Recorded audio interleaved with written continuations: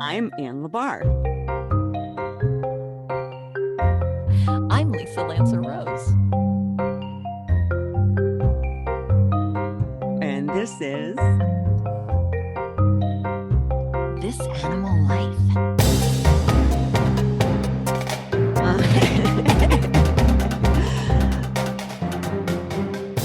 So you have a dog story. I do have a dog story. What a surprise. What a surprise. Let's hear the dog story. And this is how well, how would you kind of summarize or the thesis or topic of your story You in want me to go terms of, first? yeah, Oh, okay. Um, Theory of mind. This is, it's a kind of a roundabout. This is about our theory of mind, I guess. What we assume a dog is thinking. okay. So it's about our theory of mind and how we attribute theory of mind to a dog, and Right. we're wrong. Ah, I guess you could call that anthropomorphizing, yeah, that's what that and would be. the errors of that. Yeah, yeah, Yeah, yeah. yeah. Theory of mind and anthropomorphizing overlap quite a bit. Now that I think of it, I never quite thought of that. I didn't put those things together before, but this is the story of Jim the Wonder Dog, which some people might be familiar with. I did homework. I read books, and Whole there are books. books. Yeah, there's several books about Jim the Wonder Dog. Wow.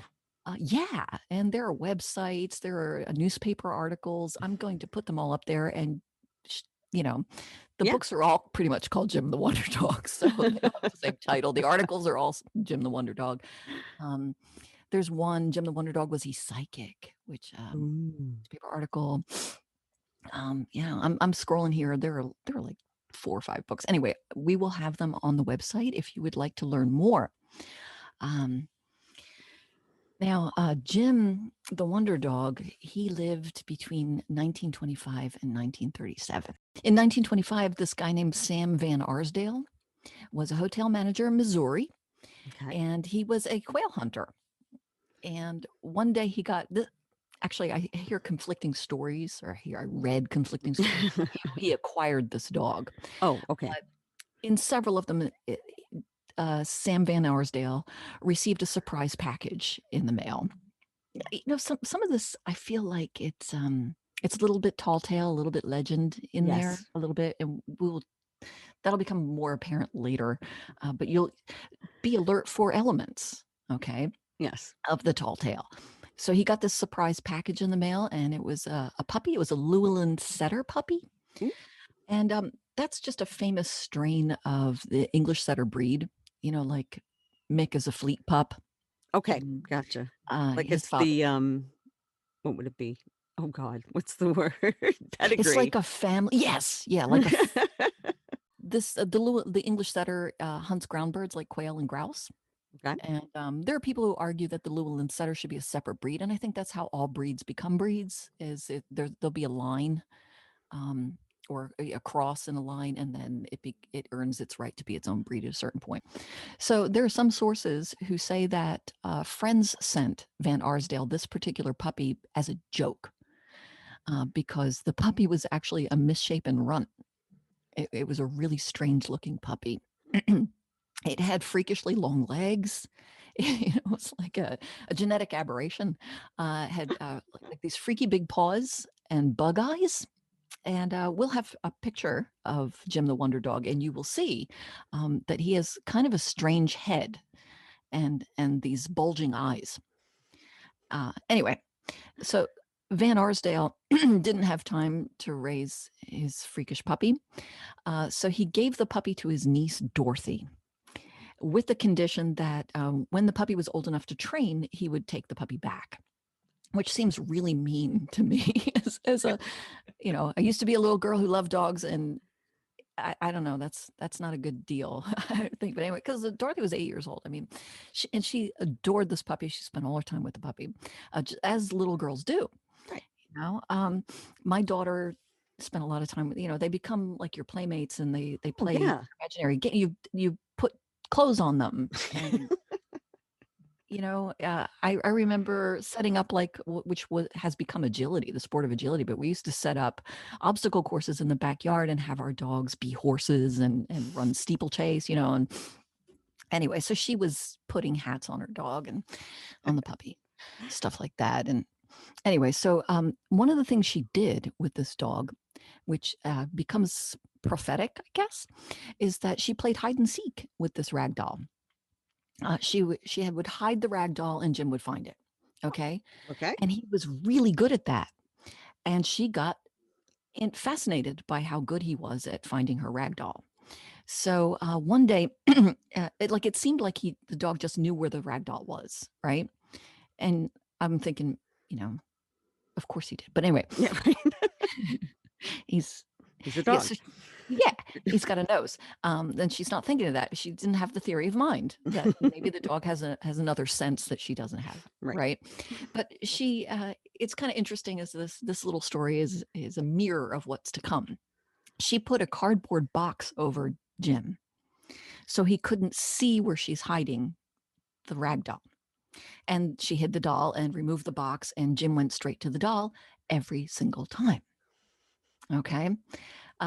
So she started telling the grown-ups, the dog knows where the doll is, even when he doesn't see me hide it.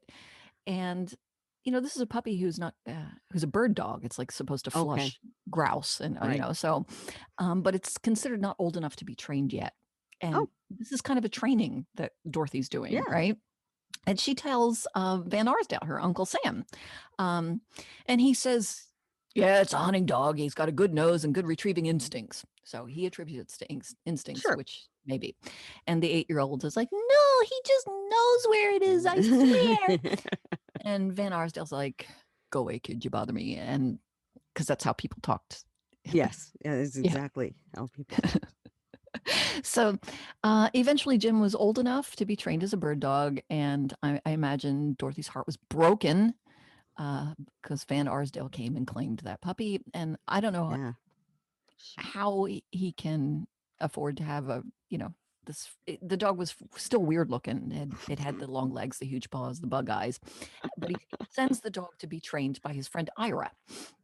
So Jim sucks at bird dogging, which is not what I expected, Oh, right? yeah. Yeah. He just sits there. He doesn't pay attention. He won't do his homework. He doodles and writes poetry.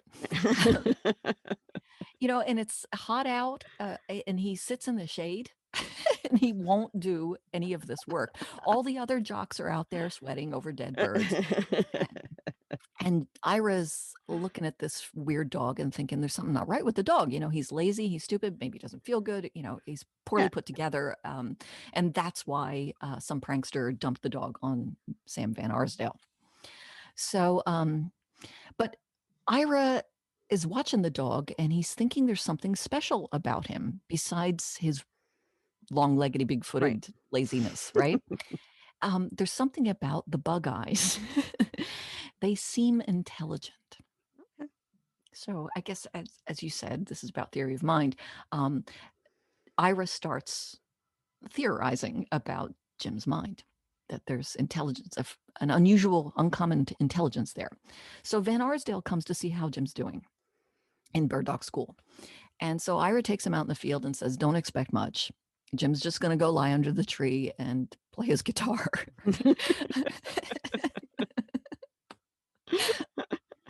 But instead, with Van Arsdale there, Jim does an awesome job. He retrieves every dead bird. Wow. Okay. And they are both astounded because Jim didn't search for them. It Oh, was just as Dorothy said. He seemed to just know where they were. The other dogs are, casting back and forth. They're right, sniffing right. the air, right? Jim runs right toward them. Hmm. And lately, I've been studying how dogs learn by imitation. Right. Jim was sitting under the tree watching the other dogs. Okay. Yeah. Yeah.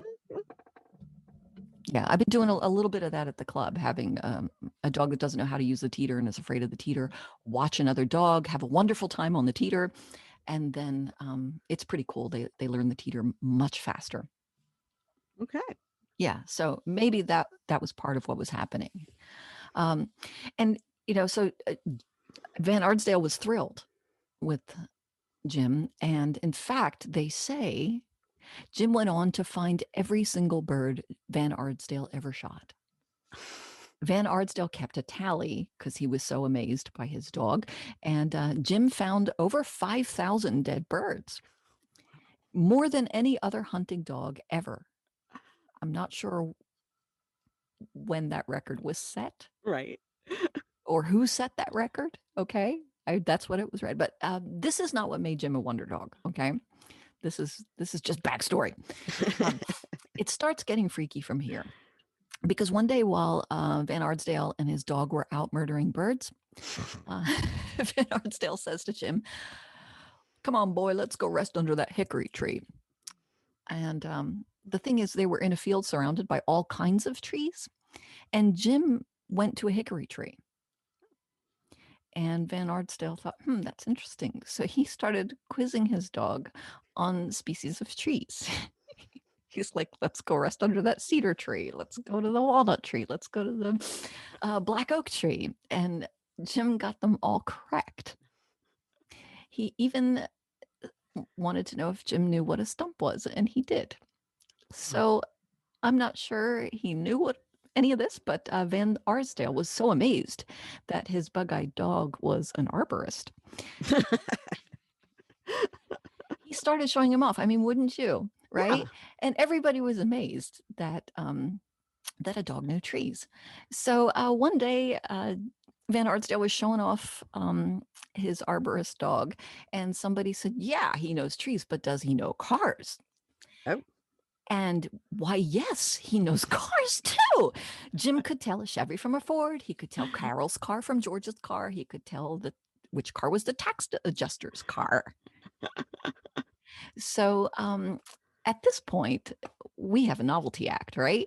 So Van Arsdale, as I said, he was a hotelier. He worked in a hotel at the time. Right. So he started working in the hotel lobby doing a shtick, right? And back then, they didn't have Wi-Fi in the hotel, so Right. or even television. So you can imagine that this was big entertainment in this hotel, right? So at this point, I want to tell any listeners who are familiar with the clever Hans fallacy, you might think you know what's going on, and maybe you kind of do, but I'm going to get to that in a minute. Okay. So people kept finding out more and more ways to eliminate any possible cues from Jim's owner. Okay. So they ask Jim, "Who do I go to for a stomach ache?" And he walks over to a guy who Van Arsdale doesn't know is a doctor. And the guy's a doctor. Hmm. They ask, "Is there a Bible in the room?" And Jim goes up to a guy who Van Arsdale didn't know was a minister. And the minister had a Bible in his jacket pocket. I guess ministers went around with Bibles in their pockets back in the day. So there was a Bible in the room, and Van Arsdale didn't know it, right? People start asking Jim questions in foreign languages that Van Arsdale doesn't speak. But Jim apparently understands them. They asked Jim questions in Morse code, which Van Arsdale didn't understand. But Jim did understand Morse code. They tried spelling questions. Maybe Van Arsdale couldn't spell. I don't know. They hand wrote questions, and Jim never failed. Wow. Yeah. Once Van Arsdale took Jim to a gas station, and if this seems sort of threatening if you ask me, but he asked Jim, "Where does this man keep his money?" And instead of going to the cash register, which is what we were told Van Arsdale expected, Okay. Jim went to the stack of old tires. And Oh. the attendant was shocked. It turns out the gas station had recently been robbed, and the attendant had started hiding the cash in old tires. Right? So let's talk about the clever Hans fallacy. Yes. And what is Yes. that? Oh, well, Thanks to Mr. Wikipedia, we know that Hans was a horse owned by Wilhelm von Osten, who was a gymnasium mathematics teacher. A gymnasium mathematics teacher? Yes, I didn't look up what a gymnasium mathematics teacher was, but Okay. um, in my spare time, I will research Sure. that. Yeah. Yeah, because it sounds vigorous. um, um, Von Osten was also an amateur horse trainer, a phrenologist, Oh, okay, good. and a mystic. Ah. Yeah. Hans, the horse, was said to have been taught to add, subtract, multiply, divide, work with fractions, tell time, keep track of the calendar, differentiate between musical tones, read, spell, and understand German. Wow. I know. Von Osten would ask Hans things like, if the 8th day of the month comes on a Tuesday, what's the date of the following Friday?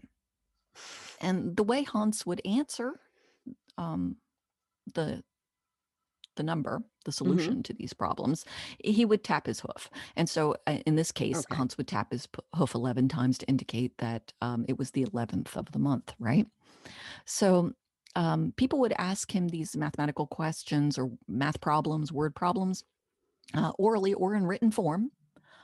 Because, like we noted, Hans could read. Von Osten exhibited Hans throughout Germany doing these things. Hmm. And it's interesting to me that people want to note that Von Osten never charged admission for these performances. The question of whether or not they charged fees seems to be part of these stories. Okay. It also comes up in Jim the Wonder Dog story. Oh, okay.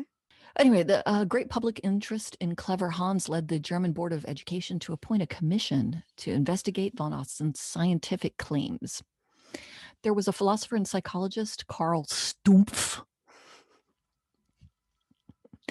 He formed a panel of 13 people known as the Hans Commission. Oh, And yeah, and this commission had this is a little presaging to the Wonder Dog thing. There was a commission. This commission had a veterinarian, a circus manager. I guess that would be your animal trainer, right? okay, A sure. cavalry officer, also an animal trainer. Hmm. A number of school teachers. I wonder, did they teach gymnastic mathematics though? Um, there was a director of the Berlin Zoological Gardens. Okay. So, yeah, this commission concluded in September 1904 that no tricks were involved in Hans' performance. And I don't think they mean animal tricks, they Right. mean fooling people. Right. Right. Trickery. Here are the ways they tested him, and you're going to recognize some of these. They isolated the horse and questioner from spectators, so no cues could come from the spectators. Okay. I think that was not, if you think back to the examples I gave you of um, Jim the Wonder Dog, that was not done. Okay. Um, they used questioners other than the horse's master. Yes, they did that with Jim. Okay. In the stories that I've told you so far, they put blinders on, meaning they varied whether the horse could see the questioner. Oh. And Dorothy was doing that. She put a box over Jim, Ah. the little Okay. girl Dorothy who Right. was Yes. hiding her Yes. doll. Yes. Yeah. Um, they also varied whether the questioner knew the answer to the question in advance, and that was done with Jim. And actually, that's going to become a big deal shortly. Okay, so they did a substantial number of trials and perfunced. I'm sorry, I don't know how to. I should have looked up how to pronounce that. Maybe it's a silent P. N or something. Oh, okay. I don't know. I don't know. I'm kidding. I'm kidding. They found out that the horse could get the correct answer even if von Osten himself did not ask the questions. So that ruled out the possibility of von Osten's fraud. Okay, which has been done with Van Arsdale and Jim. However, the horse gave the right answer only when the questioner knew what the answer was, and the horse could see the questioner. Right. So when von Osten knew the answers, Hans got 89% of the answers correct. But when von Osten did not know the answers, Hans only answered 6% of the questions correctly. Oh. Here's what I'm wondering, like, what would be the motive for I mean, as you can see here, the horse was reading von Osten's body language as he's tapping out say the answer is 11, Right. he's tapping, he gets to 8, he gets to 9. There are subtle cues in anybody who knows the answer. These would be of anticipation, Yes. right? And so the horse is reading that. Um, but when here, this example is when Von Austin knew and when Von Austin didn't know. That's his handler, that's his trainer. Right. Um, what often Van Arsdale didn't know the answer, but Jim did. So Jim is looking at the cues of strangers, Yes. the crowd. Um, and what would the motivation be Hmm. for Jim? That's always what I want to know. Why? Yeah. What's he getting out of this? To he's a bird dog, and he's targeting places, he's targeting objects, um, and he's delighting them. I don't know. Anyway, let me explain a little bit what I mean by targeting. Jim's behavior almost exclusively involves what you would call targeting or directional casting. Okay. Um, so that's where a human gives a cue, go get that object or go jump over, like in agility. It's a lot of directional casting, jump over that jump, not that one, go through that tunnel, not over this A-frame, right? So you cast the dog in different directions. So a bird dog seeks game and flushes it. They use scent, but they also use sight and sound probably, and they're bred to use those targeting skills in cooperative hunting with humans, just like border collies are bred to move sheep in cooperation with humans. Right. So Dorothy's game with the doll taught Jim to generalize his innate behavior from prey to inanimate objects. Okay. Yeah, and to rely on her anticipatory body language. She was a small child. She's probably, yay, good boy, or Yeah. wow, and being a social animal, um, Jim is that's reward for Jim that he pleased his pack member. You know, Van Arsdale didn't know where the money was, but the gas station attendant did. And Van Arsdale didn't know the answer, so he couldn't be cueing his dog, but other people in the room might cheer, or clap or pat the dog or gaze at the dog with delight on their faces, and that's enough Yes. for um, for Jim the Wonder Dog. Because they're social and they're motivated Yeah. by our reactions, right? Um, So Jim is moving like a planchette on a Ouija board toward the answer, and we're like, oh, holding our breath, looking around, lifting our eyebrows and our shoulders, and then our jaws drop in wonder. And maybe these animals feed off our delight. You know, Yeah. The thing is, the animals are getting the answer one way by reading our body language, very Right. subtle, but we are mistakenly assuming they're getting the answer another way, which is a theory of mind, but it's slightly erroneous. Right. Maybe it's the answer we want. You know what I mean? Like, in terms of where they're getting the answer, it's like, how cool would it be to have a psychic dog?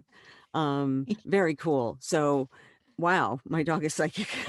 So the dog is just trying to please, Yes. and the dog is pleasing. Right.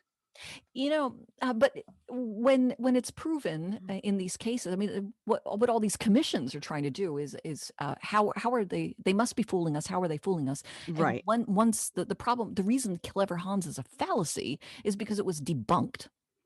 Right. He didn't know math. Boo! Nobody Right. nobody wants to watch him anymore, right? Um, and first read about Hans. Gosh, oh man, it must be like 25 years ago. Oh, yeah, yeah, yeah. There was a book called Adam's Task, Calling Animals by Name by Vicky Hearn. She's a professor of English and philosophy and linguistics, and she's also a dog, horse, and cat trainer. Oh, And wow. she'd spent like 25 years studying animal behavior. Um, and central to her view on animal training was her belief that animals could not be defined, I'm quoting somewhere somehow, be defined by behaviorist dictates. I think it might be Wikipedia I'm quoting, that their individuality, they have the capacity to be in reciprocal relationships with humans emotionally and morally, and that it involves language, these Okay. reciprocal relationships. Uh, it was in Adam's Task that I first read about Clever Hans. including that downer debunking part of his story where they figure out he's just reading the body language of the crowd. And in her book, Hearn writes that when she told a friend the clever Hans story, and ended it with Hans Boo wasn't really doing math; he was just Right. reading body language. Her friend replied, "Yes, but isn't that interesting?" Well, yes. Yes, I think so Of course too. it is. It's very subtle. It's also very smart. Oh, yeah. Yeah, apparently it's a little smarter than we are because we thought they were doing math, you know. Um, and like you said, it's what we want to believe. That's why we had X Files, right? Oh, yes. One of the authors of one of the Wonder Dog books. She writes, "Enjoy the mystery." That's what Jim gave us. Mm, So I agree with Vicky Hearn and her friend. I think even if you can explain it with cognitive behavior theory or whatever, uh, it still deserves wonder. yes. Directional casting uses pointing gestures, but anybody who works with dogs and horses knows that they can also follow the human gaze. Yes. Um, so I'm sure you're probably going to talk about that in your deception. Oh, a little bit. Not a lot, but a little. The thing is about Jim is that the story keeps going. It's not over. It gets much more complicated. All right. So Van Arsdale didn't understand at this time. I mean, how his dog was doing it. Maybe they hadn't heard about Clever Hans, and there was a commission, as there was with Clever Hans. Uh, Right. this guy was A.J. Durant, professor of veterinary science, and Dr. Sherman, professor of agriculture. They gave Jim a physical. They noted he was normal and healthy and of an average canine intelligence, despite Ah, the eyes. Um, of the eyes, they said they were more readily noticeable, which is interesting for us. I mean, when you think about the phenomenon of the wonder okay. dog, how much of it is really about us responding to Jim's large eyes Hmm. and assuming Okay. more is there. Right. Um, they also said the middle portion of his cranium, remember this is in the days of phrenology, the middle portion of his cranium was very broad. So again, we're going to attribute more intelligence. They said he was average, but um, Right. the repeated references to the large eyes and the broad head seem to me to be maybe part of the folklore here, the folklore elements, that it's easier to believe he had supernatural abilities Right. rather than it's just a quirk of his anatomy. Even though these experts said he's not more intelligent, people went on, they were predisposed to think he was because of his appearance. Oh, okay. Dr. Durant was studying those features, and Mhm. all the professors, after they studied him and tested him, they discussed their observations, and Dr. Durant came out. I think a crowd had formed waiting for their pronouncements, and he announced the conclusion: Jim possessed an occult power that may never come Whoa. again. Yes, and you didn't see that coming, did it? They determined it No. was an occult power, and it may never come again to a dog in many generations. Yes. Um, Was this the time of the spiritualists? It was, wasn't it? this is 1925. That sounds about right. Although that was earlier. No, no, no, no. That was earlier. That was in the That's a Victorian really good times. question. But I think there was a movement in the 20s that was the same kind of thing. Like, hypnotism was big and automatic Mm, writing and all that stuff. yes. Yeah, so these are, I mean, this is the director of agriculture at a university, right? And he comes out and says, um, I don't know, is Yeah, he he's a the psychic dog. oh, he was Durant was the professor of veterinary science. He discerns, the dogs of average intelligence, but there must be, this is a leap in theory of mind. There must be another mind in here, you Oh, know? yes. Yes, from another realm. Yes. Yes. Wow. So here's the thing. From here, I don't, was this after his, I wish I had the exact date of this pronouncement. I probably do somewhere. Um, Once it's declared that Jim has occult powers, I'm not sure if that's cause and effect, but Jim developed or revealed that he also had the ability to predict the gender of unborn babies. How's that for a gender reveal? Yeah, really. He predicted 7 Kentucky Derby winners, the winners of the 1936 World Series, and a presidential race. The Wow. consequences are really ratcheting up here. Yeah. At one point, Sam and his wife and the dog were in. I'm sorry, Van Arsdale. Sam and Jim. I kept confusing their names. That's why I'm calling Sam by his last name. Oh, I don't know why. I had trouble telling Sam and Jim apart. So Van Arsdale and his wife and the dog Jim were in Miami, and they were visiting a friend who liked to listen to dog races on the radio. And the friend got the idea of clipping the names of the dogs in the race out of the mhm. paper and having everybody hold up a name and ask Oh. Jim who was holding the name of the first place winner, who was holding the second place winner, and so on. And for 2 days they did this. And Jim got them all correct. They won so much money that the local paper ran a story on it. And then the Van Arsdales received a telegram at the hotel where they were staying, and it read, "Get that dog out of town or something is going to happen to him." Yeah. Now So you got the mob involved. Great. so a lot of skeptics became convinced that Jim was in fact psychic. Wow. He could predict the outcome of any future event with certainty. But even still, Van Arsdale refused to take advantage, just like, Oh. yeah, the owner of Clever Hans. Yes. Yes, he would not permit anyone else to reap a profit from Jim's uncanny ability. In the Tampa Tribune, in February 25th, 1933, there was a story about people pestering Van Arsdale to ask Jim to pick lottery numbers. And he says, "We don't gamble." Van Arsdale at one point was offered $665,000. What is Wow. that in today's money? Who knows? If he and Jim would work in the movies for 1 year. Ah. And he Wow. turned down this offer. He said, "I feel that Jim's powers are beyond my comprehension. I do not care to commercialize on them in any way." Oh, I see. However, he did insure the dog for $100,000 By the way. against accident, but he wasn't profiting from him. But he had him Okay. insured for 100,000. Anyway, Jim the Wonder Dog was the most famous hunting dog of the 20th century. And during his career, like I said, 5,000 birds were shot over him. Isn't that eloquent? Jesus. Yeah, don't you love it? So let's talk some theories that I found. Okay. Okay. Carolyn Yeah, Mueller. because What the heck? yeah. Carolyn Mueller is a children's writer and an animal trainer, and she works with big cats, cheetahs, bears, hyenas, other meat-eating animals. Okay. And a friend asked her to investigate the records. Oh, This okay. is, more recent. I'm looking for a date here. I'm not saying a date, but anyway. Um, so she investigated the records of how Jim and Van Arsdale did it. And Mueller admits Jim's story sounds fake at first, like a gimmick or a trick.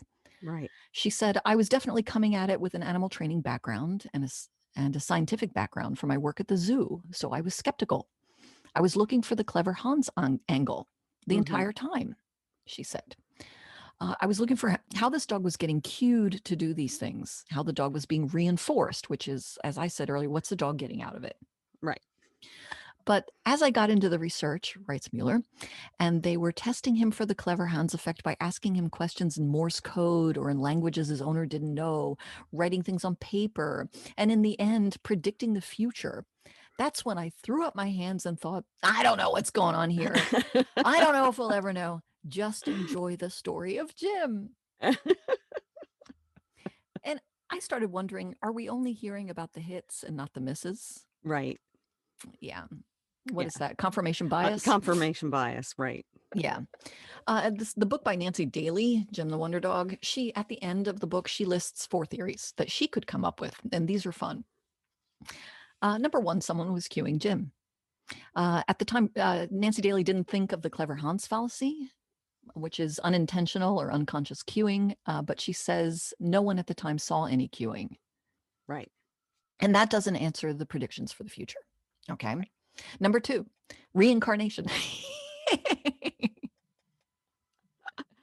I kind of had that thought You myself, did but not. anyway, I did. Okay, so if Jim was somebody from the past, that doesn't explain how he'd know the future, does it? No. Okay. So, but I really enjoyed reading this because she got herself in this amusing tangle of pondering whether or not a human can come back as a dog. Like that was her sticking point. I mean, she went really deep into whether or not that book is worth reading just for this, where she's trying to figure out can a human come back as a dog. She even says some people were convinced Jim was a reincarnation of King Solomon because Oh, he's so smart. yes. Anyway, her Interesting. third theory was mind reading, and that gets like to that occult thing that you were talking about, Right. or spiritualist. Um, Yes. and this was fun too because she kind of gets her bloomers in a twist over whether or not a dog can read a human mind.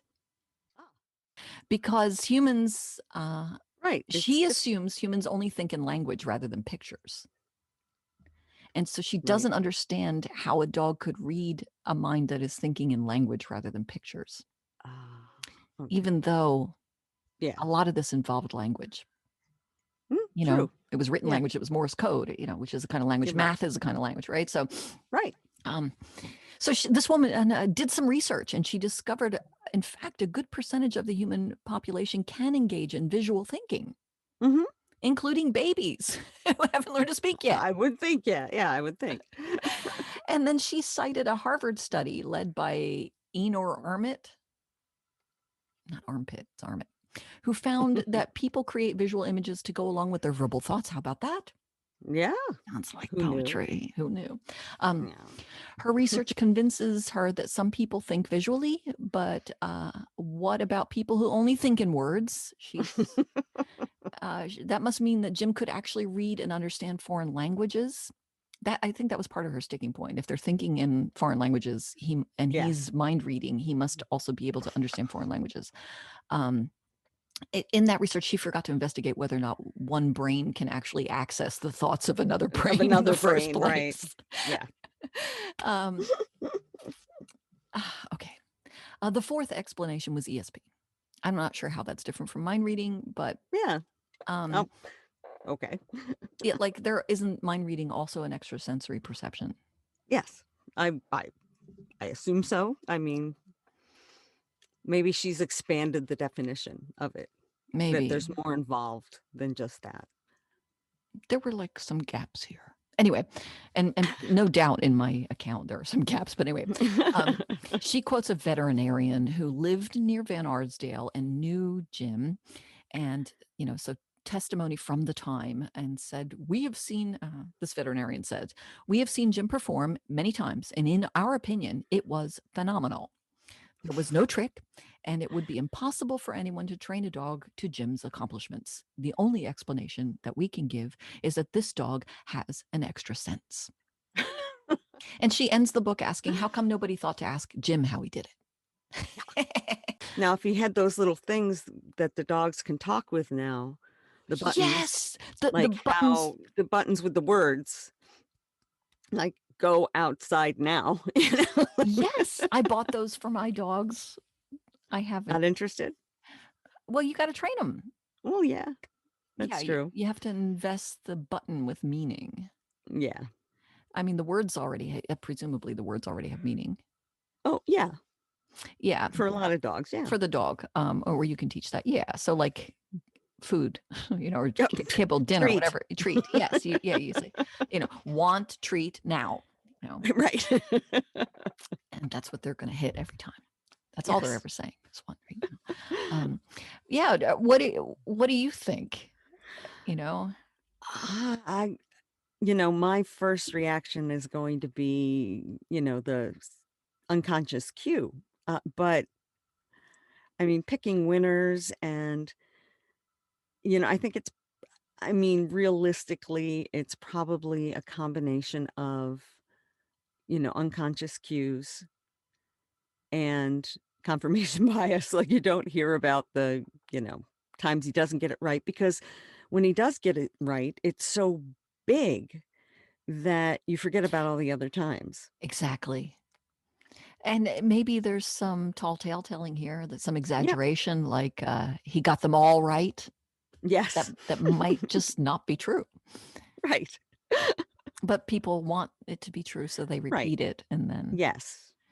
And I know, even myself and my husband, I we expand things when we tell stories, and in fact, that happened this weekend, because we actually had people over, people, and, he was saying something, but it was sort of that thing like always came up, or like every time came up, and I know the story too, and that's not true, but Yes. we always back each other up, like, we'll have this look You're a like, good team that way. "Yeah, we're good," exaggerate, and because it makes for a better story, but, There is something to be said for making a better story. we're all about that, like, we do things so that you have the story, so, you know. I wonder if there's been, any new Wonder Dogs. That's a great question. We'll I have mean, to look into that. nowadays the wonder dogs are Chaser, who knew a Right, thousand some, and yeah. Irene Pepperberg and Alex the parrot. Oh, sure, right. Who's is it? What border collie that knows like 300 words or whatever? Is that Well, Chaser? Chaser knows over 1,000. Oh, okay. Well, I'm behind You are, 'cause, Chaser's on the information. doing a lot of homework.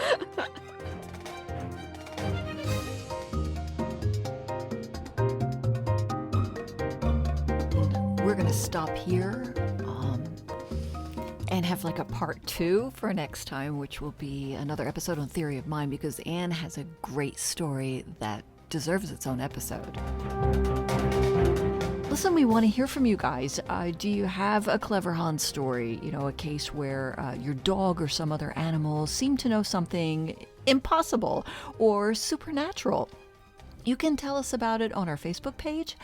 You can find us on Instagram. You could give us some ideas for future episodes.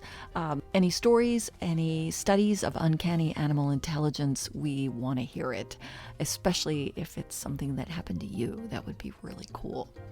So contact us on our website. There's a contact form. Our website is thisanimallife.com. And as always, if you were at all intrigued with this episode or any other episodes, please like, review, subscribe. That's positive reinforcement for us. So let us know what we're doing well, so we keep doing that. And join us next week for that Theory of Mind episode with Anne and the story of Fu Manchu, the great ape escape.